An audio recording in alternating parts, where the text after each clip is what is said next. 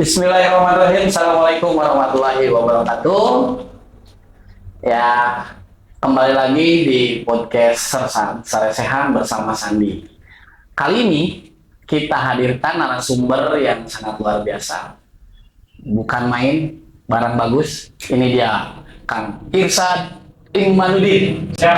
Selamat malam, Kang Sandi. Malam. Host dari Sersan. Iya. Betul. Siap. Kang Irsad, gimana nih kesibukan sehari-harinya? Atau kegiatan hari ini? Ngapain aja nih? Kesibukan sehari-hari, ya alhamdulillah. Jujur, saya pribadi excited ya guys, karena bisa bermuajah, bisa tatap muka langsung, terus juga bisa akhirnya mencurahkan isi hati, isi kepala Tanda-tanda ke viewers semua nih lewat podcast Sersan ini. Iya. Untuk kesibukan, Kang, Iya. Kang atau Mas nih saya panggil? Bebas. Bebas. Mau Mas, Kang, tapi Mas. saya bukan orang Jawa. Orang Jawa ya. Sunda saya. Kang ya, berarti Ya. kita sepakat panggilnya Kang. Kesibukan alhamdulillah Kang, sejak 6 bulan ke belakang saya didorong untuk mencoba satu hal baru. Iya. Satu hal baru ini tentunya sangat challenging lah, sangat menantang karena hal ini baru banget dicoba. Apa tuh? Saya ini Bukan apa cek. enggak. Apa tuh? Jadi saya dengan dua orang rekan lainnya menginisiasi lah, coba untuk usaha buka toko komputer. Wih, warung digital. Warung digital. Istilah kerennya lah ya. Iya. Toko komputer yang namanya Aesa Tech itu berlokasi di Di mana? Ancaran. Di Ancara. Lebih tepatnya sih kalau spesifiknya itu di Babakan Relma. Kalau misalkan orang Kuningan pasti nggak asing lah ya sama Babakan Relma. Iya, Nah, di iya. Babakan Relma itu saya buka toko komputer dan keseharian saya pagi ke sore itu saya habiskan di sana untuk ya yang umum aja gitu kan, yang umumnya kayak jual beli, kemudian servis, konsultasi. Nah itu yang hari ini lagi sering dijalani. Alhamdulillah baru dirintis, kita berjalan, progresnya alhamdulillah, karena Iya. jujur aja jadi tantangan tersendiri untuk buka toko komputer itu. Kenapa? Ya kita tahu lah, untuk di Kuningan ini toko komputer itu nggak satu guys. Iya, pasti. Betul kan? Toko komputer itu nggak satu, tapi gimana nih caranya kita bisa memperkenalkan Iya. brand toko ini ke masyarakat Kuningan. Iya, luar biasa. Jadi di podcast kali ini kita akan membahas kesehariannya ya. Sebelum kita panjang lebar, yang kedua kegiatan-kegiatan Kang Irsad tadi sedikit sudah dicurahkan, kita akan kumpas lagi. Tapi sedikit saya ingin tanyakan Kang Irsad perihal ini ya. Tadi terkait warung digital, hal yang membuat Kang Irsad jadi motivasi untuk membuka warung digital teh apa sih atau naon lah? Kenapa? Gitu ya? Kenapa? Kenapa sih harus toko komputer? Kenapa nggak warung nasi? Nggak Lebih cepat. jual apa lagi gitu kan? Oke. Kenapa? Karena memang ada sedikit basic di keilmuan tentang komputer, khususnya jaringan, perbaikan. Nah itu yang mendorong saya dan teman-teman untuk memberanikan diri, coba buka gitu kan. Kemudian walaupun bekal ilmu sedikit ini, kita nggak jadi skeptis, kita nggak yang pesimis gitu kan. Ini bakal laku atau enggak, udah jalan aja dulu gitu. Jalan aja Nah, curhatnya belakangan. Kita jalanin aja dulu, kemudian kita pengen nih hadir di tengah masyarakat yang pengen servis, pengen beli elektronik tapi dengan kualitas dan harga yang terjangkau.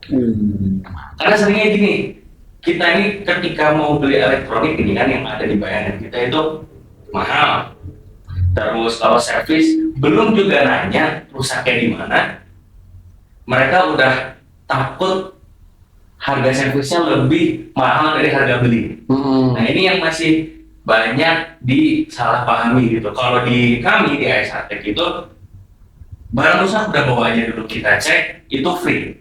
Pengecekan itu gratis. Bagian dari fasilitas Itu pelayanan. bagian dari pelayanan kita. Kita identifikasi dulu nih, rusaknya sebelah mana, masalahnya sebelah mana. Setelah itu baru kita sampaikan rusaknya di sebelah sini, komponen ini mau diganti atau enggak, itu baru kita konfirmasi ke si pembeli. Kemarin juga waktu saya sempat ini guys terkait sama sersat layar HP saya ini kemarin apa ya, kalau bahasa ininya mah kena air atau apa, tiba-tiba buram nggak kelihatan. Saya betul apa yang dikatakan dari Kak Irsyad di ASATEK itu. Saya bawa konsultasi, tanyakan ini kira-kira apa sih masalahnya, dan dijelaskan. Sampai hari ini sudah kinclong lagi. Ini bukti dari apa namanya, kualitas apa ya, pelayanan. Gitu. Jadi bagi yang masih ragu untuk tanya-tanya ke ASATEK, langsung aja. Itu saya promosi ya, sekian dulu ini loh. Iya Kang Irsyad, itu adalah kesialan Kang Irsyad dari pagi sampai malam mungkin ya. Ya, bisa dikatakan seperti itu. Nah, saya sedikit ingin lagi berbeda topik dari itu, mungkin langsung agak sedikit menjurus ke digital. Boleh.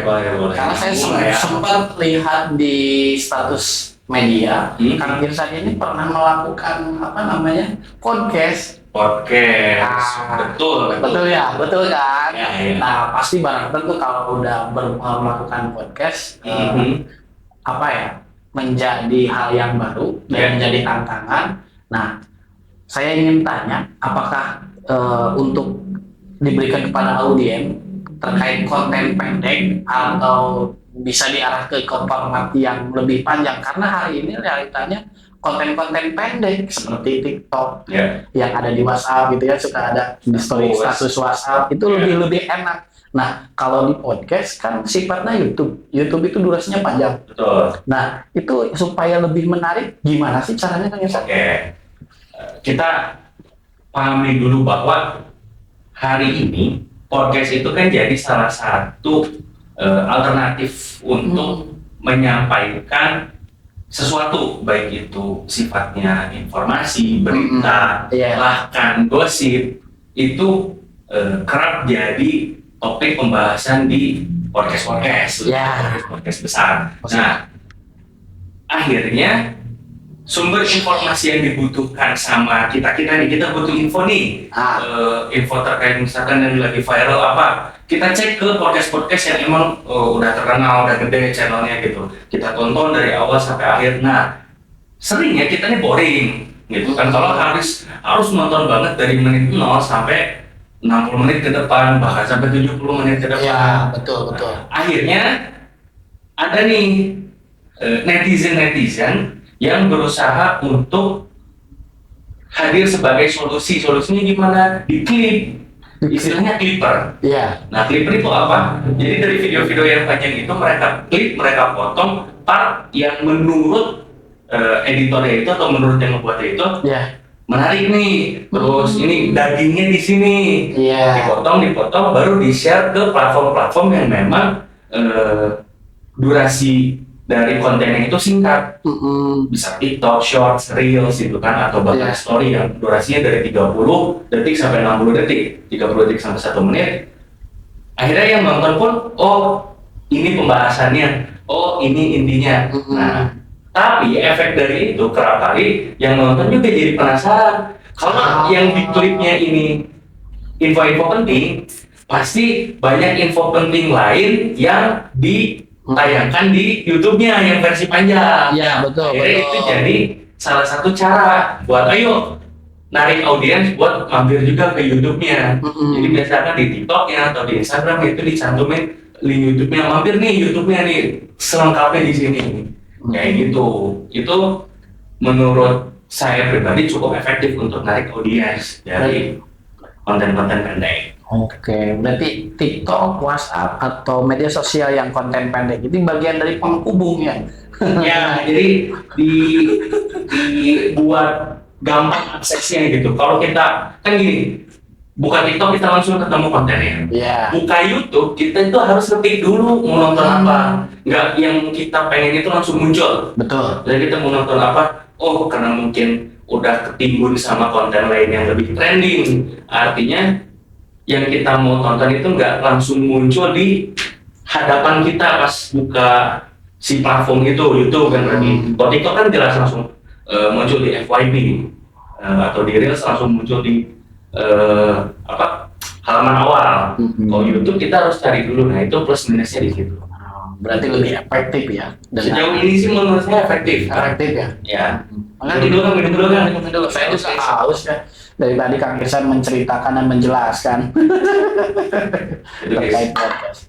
Nah, Kang Irsan, Ya. terkait podcast, pasti barang tentu ya, kalau berbicara atau diskusi atau menyampaikan informasi perlu adanya topik. Ya. Nah, bagaimana sih cara memilih topik podcast yang relevan, yang menarik bagi audiens supaya lebih mendengarkan? Ya, oke. Gimana sih caranya, Irsan? Caranya ya.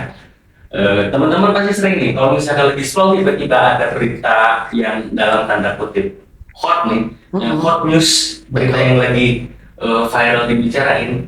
Coba buka comment section teman-teman. Comment section pasti ada yang komen, ini lagi bahas apa sih? Kok gue tiap hari buka TikTok tapi ketinggalan? Artinya, memang berita-berita viral ini perlu dirawat bahasanya, viralitasnya. Jadi viralnya tuh nggak bisa hanya satu kali upload. Satu kali upload habis itu dibiarin viewsnya tinggi. Itu sehari. Bagaimana dengan 2 hari, 1 minggu, 1 bulan ke depan? Apakah masih jadi topik pembahasan yang viral, yang panas atau enggak nih? Nah, artinya gimana kita bisa meramu topik itu bukan hanya dari sebatas viral atau enggak. Viral itu sesaat guys, bisa dikatakan kayak gitu. Viral itu sesaat, kenapa? Karena easy come, easy go. Datangnya gampang, perginya juga gampang. Itu viral. Tapi kalau yang kita tanamkan dari awal, topiknya harus yang berbobot. Topiknya harus yang berkualitas. Misalnya kita mau utamakan kualitas konten dulu nih. Nah, audiensnya secara natural itu meningkat, tapi nggak yang langsung jebret tinggi gitu. Mereka bertahap si konten itu. Misalkan dari hari pertama 7 views, kemudian hari berikutnya 10 yang nonton, 20. Nah, itu yang disebut terawat viralnya gitu. Jadi orang pertama tahu, kemudian ke penonton-penonton lainnya juga tahu. Tapi nggak salah juga kalau kita mau ngambil topik-topik yang viral untuk buat akun kita ini cepat dikenal, khususnya buat yang pemula gitu. Cepat dikenal nih sama audiens. Betul. Nah, apa yang tadi disampaikan Kang Irsan, sahabat Sersan, ini lumayan agak berdaging, berbobot nih. Perlu diperhatikan sama ya perihal pencarian topik. Tadi topik ini memang perlu diperhatikan. Harus dipertimbangkan, nggak bisa sembarangan main dadakan jika tahu bulan nanti bisa. Mau konten cuma sebatas konten, kalau teman-teman nggak ada skrip, itu kan yang penting skrip ya, karena kita ngeremehin skrip. Hanya berbekal dengan kemampuan otak yang terbatas untuk mengingat. Pas syuting berjalan, tapi nggak tahu nih di belakang syutingnya itu banyak yang di-cut, atau durasi dari syutingnya yang harusnya bisa 3 kali take, 4 kali take, ini bisa berkali-kali take-nya karena kesalahan-kesalahan yang diulang repetisi gitu, salah ucap, terus salah body language gitu kan, itu yang kesalahan-kesalahan minor yang akhirnya mempengaruhi produktivitas kita sebagai konten kreator, khususnya misalkan saya konten kreator pemula, kita belajar bareng-bareng, kita sharing hal seperti itu. Harusnya sehari bisa konten 3 kali, tapi gara-gara tadi kesalahan minor karena nggak merhatiin skrip itu satu hari jadi cuma satu konten kan sayang banget waktunya. Sayang banget waktunya. Nah, selain itu topik yang lain-lainnya, apa sih yang bisa diperhatikan lagi selain topik untuk pembuatan podcast ini atau yang mau melakukan podcast lah? Oke. Edukasinya seperti apa? Edukasi berat nih. Nah, edukasi berarti harus mendidik. Cuman gini Kang, hal mendasar dari konten itu kan kapan teman-teman mau mulai? Iya. Ini tentang masalah one day atau day one. Nah, one day itu suatu hari kita mau konten seperti konten kreator Anu, atau teman-teman day one memulai konten hari ini juga, saat ini juga start. Saya yakin teman-teman punya perangkat gawai yang bisa at least record, ngerekam. Ya, pasti. Semua punya lah gitu, nggak yang Kalau lihat zaman hari ini kalau pasti. yang ini Ya. kan punya. Nah, itu udah modal dasar dari konten itu sendiri, khususnya podcast. Ya. Mau belum punya mikrofon buat audionya, belum punya lighting buat lampunya, nggak masalah. Nggak jadi soal ya? Nggak jadi soal, karena kualitas akan berjalan beriringan, karena teman-teman pasti setelah konten ada evaluasi.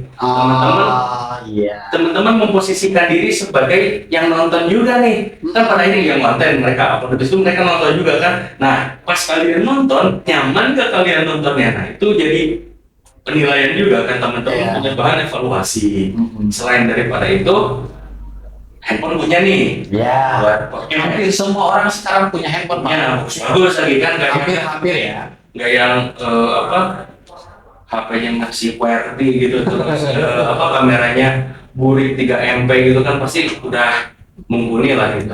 Teman-teman langsung gas aja kalau misalkan konten, tinggal gimana ngejaga konsistensinya. Udah ngegas di awal-awal seminggu, 2 minggu, oke nih membara, habis itu 3 pekan keempatnya itu jadi menurun sampai konten nggak ada hasilnya. Nah, ini yang pertanyaan yang sering muncul gitu kan. Handphone ada, mulai konten dari sekarang, perlengkapan itu bisa nyusul. Kamera, tripod, lighting, mikrofon, apalagi lah, bahkan studio gitu kan, ruangan itu akan berjalan seiring dengan waktu. Oke, itu akan berjalan seiring dengan waktu. Luar biasa. Nih, Kang Irsan, selain peralatan atau hal-hal yang lainnya, ketika sudah lengkap semua nih, Udah lengkapin posisinya. posisi udah lengkap, Bagus, kameranya udah bagus, mikrofonnya udah bagus, pokoknya udah bagus lah, udah enak. Nah, bagaimana sih cara membuat video yang berdurasi panjang, tapi di YouTube tuh dibuat menarik hingga orang atau audiens ini bisa Anginnya tuh lama gitu sampai akhir. Bagaimana sih caranya? Nah, ini guys, kalau kita posisiin sebagai viewers lah ya, saya pun memposisikan diri sebagai viewers. Pertama, jangan sekali-kali, ini menurut pribadi ya, kalau kita posisi sebagai viewers, jangan sharing nih. Jangan sekali-kali ketika kita lagi ngelakuin podcast, mau promosi satu sponsor, sponsornya produk atau misalkan aplikasi gitu yang maksudnya nggak betul-betul phishing, usahakan transisi dari kita melakukan podcast ke promosinya itu smooth. Smoothnya apa? Kalau misalkan di sini ada teh, oke, tehnya kepajang gitu kan di depan gini kita minum. Nah, kita sendiri konsumsi barangnya, kita sendiri pakai. Jadi sekalian dipraktek. Jadi jatuhnya kita ini memperkenalkan sesuatu yang kita pakai sendiri. Kalau misalkan ternyata saya sebagai host misalkan di satu podcast, cuman ngenalin produknya aja, guys, ini teh loh rasanya wangi, enak, nggak diminum, kita sebagai viewers gak yakin ditanya beneran enak nggak, beneran wangi itu sesuai sama yang diucapin atau enggak. Kadang saya sebagai viewers ragu gitu, ini promosi kok kayak gini. Nah, usahakan hindari apa cara promosi seperti itu kalau ada sponsor di podcastnya. Mm-mm. Nah, kalaupun mau ditonton lebih lama, Saya sambil minum ya Pak. ya lebih lama tadi kita harus perhatiin unsur-unsur minor, unsur-unsur kecil yang banyak orang remehin. Salah satunya apa? Lighting, Oh iya, pencahayaan. pencahayaan itu harus kita perhatiin lah. Tapi itu kalau udah berjalan cukup lama dan viewersnya banyak. Mm-mm. Kalau misalkan masih awal-awal, tadi kan yang disampaikan di awal, mulai aja dulu. Mulai aja Jangan dulu. mikirin macem-macem dulu, Mm-mm. tapi nggak mulai pada akhirnya gitu. Konsisten bro. Konsisten. Konsisten. Nah, Gitu kan. itu kan untuk podcast tadi untuk cara menarik supaya penonton itu lebih suka. Ya. Udah dijelaskan tuh. Hmm. Nah, Kang Irsan, saya juga ingin nanya, itu kan tentang podcast sudah sedikit agak terkuak Ya. atau terkulik gitu ya. Hmm. Nah, saya dengar Kang Irsan ini juga sebagai ketua organisasi ya. Alhamdulillah masih dipercaya guys. Alhamdulillahnya masih dikasih amanah lah. Nah, coba deh ceritakan atau sebutkan organisasi apa yang dihimpun atau yang dijalankan hari ini Dijalankan untuk apa si sahabat Sersan ini biar mengenal Kang Irsan lebih dalam. Barangkali nanti di jalan ada yang nanya, oh ini Kang Irsan narasumber dari Sersan gitu. Oke. Kalau sampai hari ini sih kan alhamdulillah saya masih dikasih kepercayaan untuk di ketua pengurus besar e-sport Indonesia. Wah, Kalau yang teman-teman tahu itu PBSI. PBSI ya. Nah, PBSI ini organisasi di bawah naungan apa tuh namanya? Apa tuh? Bukan di bawah naungan dinas atau apa yang itu KONI. KONI. KONI guys ya, Komite Olahraga Nasional Indonesia. Kita kan Oh, udah masuk KONI. masuk jadi cabang olahraga e-sport ini guys. Hanya sampai detik ini kesulitan kita itu bukan dari ngembangin e-sportnya, Oh, karena apa tuh? e-sportnya itu kan udah banyak dikenal secara global, Mm-mm. secara luas. Justru kendalanya ini bagaimana memperkenalkan e-sport ke orang tua yang anak yang masih sekolah, masih pendidikan lah katakan. Itu cukup sulit kan? Cukup sulit ya. Ya karena stereotip pandangan terhadap e-sport itu masih sebatas game online. Mm-mm. Istilah itu masih melekat betul. Mm-mm. Game online, game itu apa ya bahasa Sundanya itu pamalesan. Game itu pamalesan, game itu tidak menghasilkan. Nah, Ya. itu yang jadi tantangan PBSI sebenarnya. Padahal e-sport ini udah menjadi cabur ya. Udah jadi cabang olahraga guys. Cabang olahraga resmi ya. Resmi. Cabang olahraga dan dipertandingkan sekarang itu skalanya udah sampai Olimpiade. Olimpiade. Olimpiade kan itu kontes olahraga tertinggi ya. Mm-mm. Nah itu udah sampai dipertandingkan. Mm-mm. Kalau dulu iya awal-awal masih eksibisi, masih percobaan di SEA Games. Waktu itu di 2019-2018 kalau nggak salah SEA Games. Setelah itu naik ke Asian Games, baru sampai ke Olimpik. Nah, e-sport ini memang ya tricky ya, agak apa ya? Apa tuh? Tricky itu. Jadi kesulitan kita itu ya tadi untuk mempromosikan e-sport itu sendiri ke orang tua misal mereka punya anak yang berbakat itu. Ya. Kita mau coba untuk meyakinkan orang tua itu anaknya biar jadi atlet e-sport.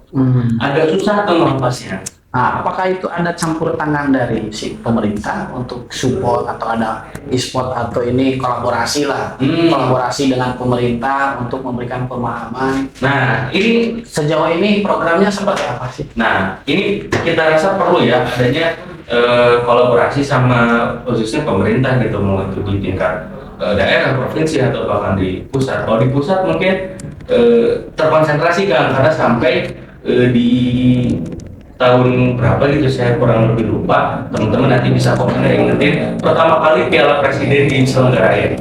Itu kan salah satu bentuk komitmen juga dari pemerintah untuk merawat atlet-atlet e-sport yang ada, biar mereka ini punya rasa kebanggaan gitu karena bisa dapat piala presiden gitu kan skalanya nasional. Tapi di provinsi pun ada piala gubernur.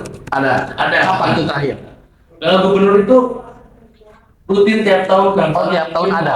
Kemarin hanya tertunda aja karena ini kan kalau nggak salah ada peralihan sistem di kitanya karena pilkadanya serentak gitu kan. Jadi ininya PJ gitu kan yang melaksanainnya yang nerusin jabatannya, jadi mungkin belum diselenggarakan lagi Yang tahun sekarang. nunggu gubernur tetap lah gitu. Berarti yang tahun 2023 mah ada dilaksanakan. Piala gubernur ada. Itu karena timnas itu ngambilnya justru kan dari daerah. Betul. Jadi kalau piala gubernurnya terselenggara, nah ini akan mempermudah timnas di pusat itu untuk nyari atlet-atlet berbakat. Hanya justru kendalanya ini di daerah, guys. Kenapa? Coba dijelaskan ke sahabat Serkan. Barangkali nanti ada sahabat Serkan yang bisa memberikan Teman-teman nih sebagai yang memang tertarik di dunia e-sport, pengen nggak sih, khususnya Kuningan ya, ada satu kompetisi yang kita perebutkan secara bergengsi, semacam misal Piala Bupati, bisa Bupati Cup, bisa, atau kalau mau jangka panjang itu kita pernah coba mewacanakan Liga Pelajar kan. Liga Pelajar ini benar-benar kita ambil dari setiap sekolah menengah khususnya SMP SMA gitu kan, karena kalau SD mungkin kejauhan dari secara umur gitu kan. SMA pun sebenarnya ada prasyarat untuk jadi atlet, tapi seenggaknya kita pupuk nih dari sekarang. Kita cari nih bakat-bakat terbaik di Kuningan. Nah ini perjalanan panjang lah, kita belum bisa sampai mengeksekusi Liga Pelajar itu, guys. Betul. Nah, ini terkait itu teh e-sport Ya, berarti rutin dilaksanakan tiap tahun. Hanya di level gubernur, ya, betul sekarang yang belum ya. Iya, Karena tadi teh kebijakan.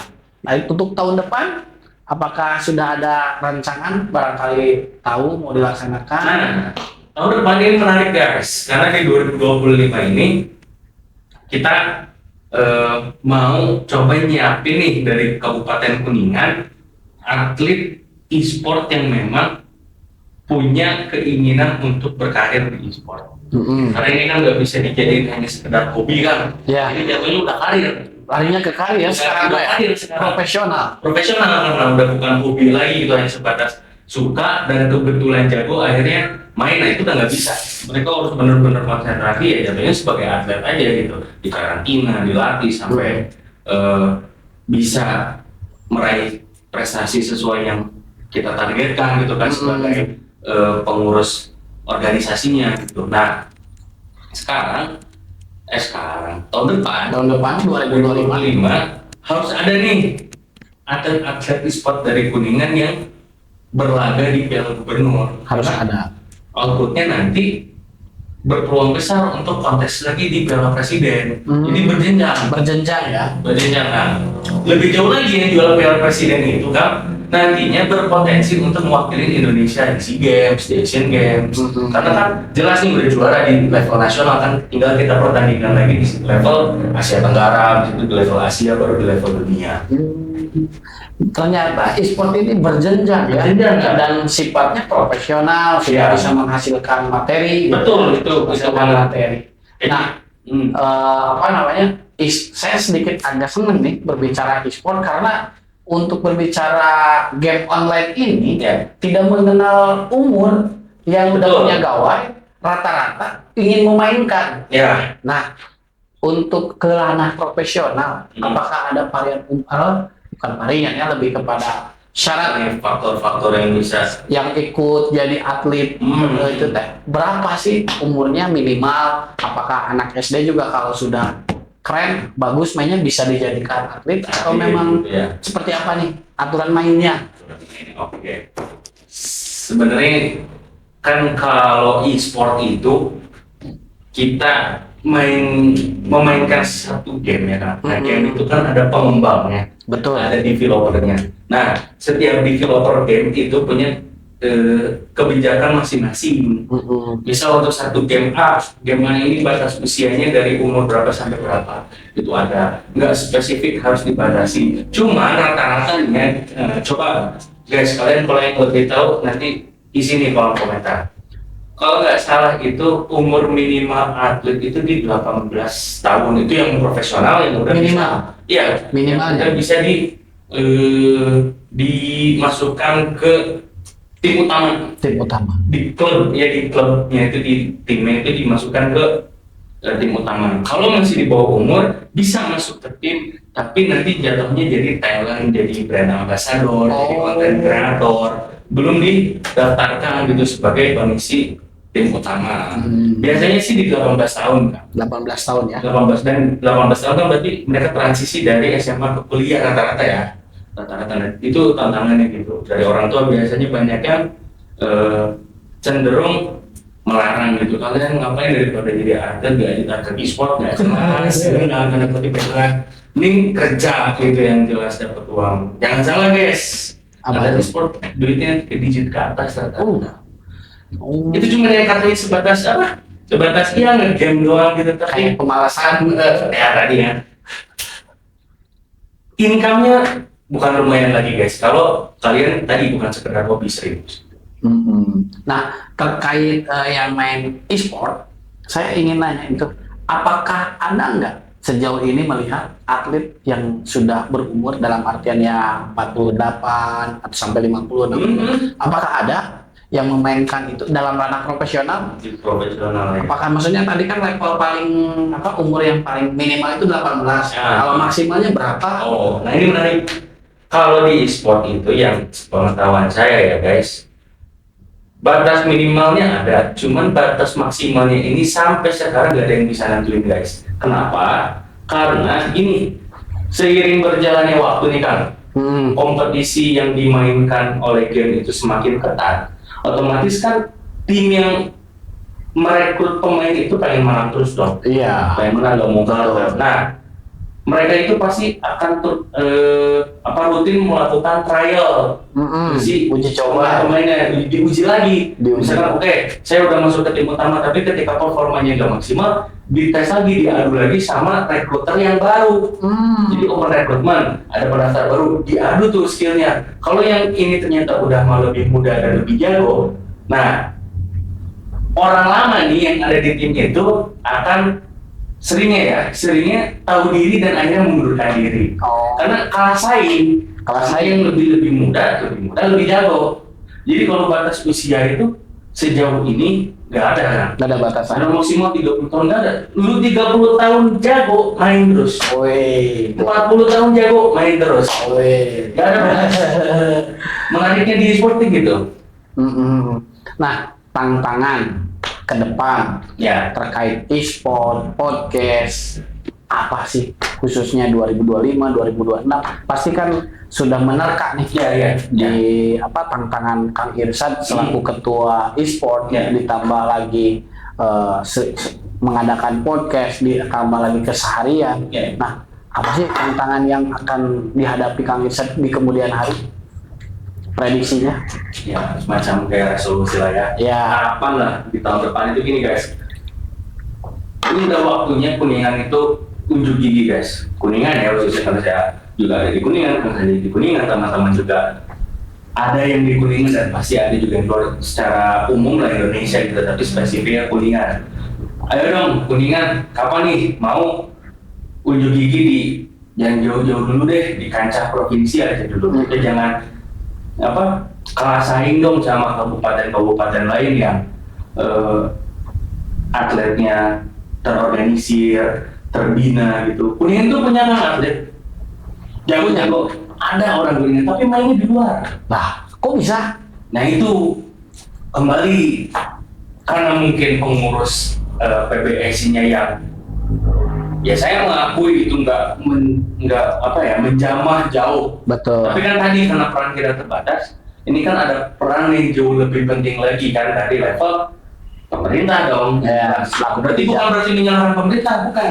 Pemerintah pun mungkin sama, mereka nggak kejamah, nggak tahu kalau Kuningan itu punya atlet tapi mainnya di luar, di tim luar. Bahkan ada yang diinginkan kayak apa bahasa Inggrisnya dinaturalisasi sama kabupaten lain, mainnya di kabupaten A, kabupaten B, padahal orang Kuningan. Orang Nah, Kuningan. pengen nih kita masuk ke grassroots, kita cari bakat-bakat muda Kuningan untuk kita bina di e-sport. Dan cita-citanya tentu kita harus bawa piala gubernur ke Kuningan. Wih. Itu aja dulu yang paling deket ya, jangan mau Capaian. piala presiden.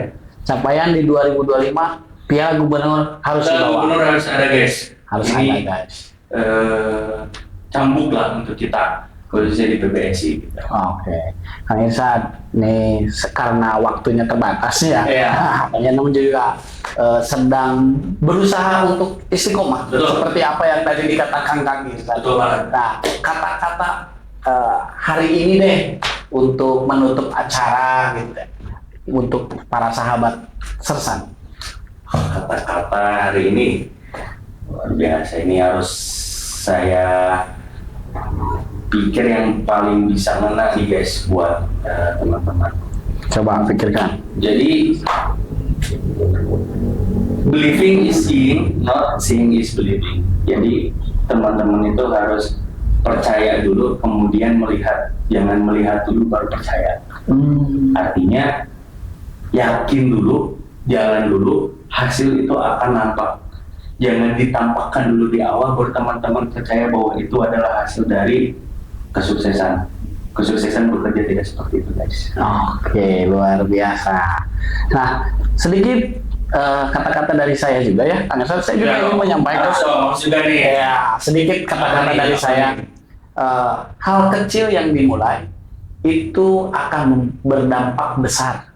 Jadi jangan ragu, jangan bimbang, lakukan aja dulu hal-hal kecil yang menurut kalian adalah baik. Itu aja. Terima kasih. Mungkin Kang Irsyad, Siap. hatur nuhun. Siap. Kita ngobrol lagi di lain waktu, Pasti. di media yang lain. Pasti. Apalagi nanti moga-moga diundang lagi ke Siap. season Wah, berikutnya. siap banget pokoknya. Untuk sahabat Sersan, saya ucapkan terima kasih.